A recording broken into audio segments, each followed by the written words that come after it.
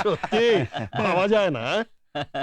কাল যাদের খেলা তারা আজ বাচ্চাদের কাছে 3-0 হেরে গেল।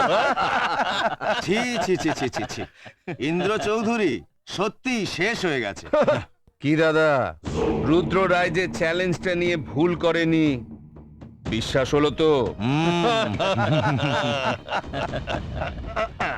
শোনো সবাই, কালকের খেলাটা খুব ইম্পর্টেন্ট।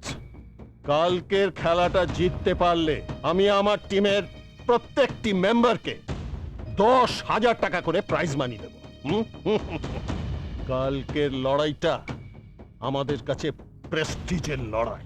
আমার কাছে খবর আছে কালকের খেলায় বাংলার সিলেকশন কমিটির 2-3 জন উপস্থিত থাকবেন।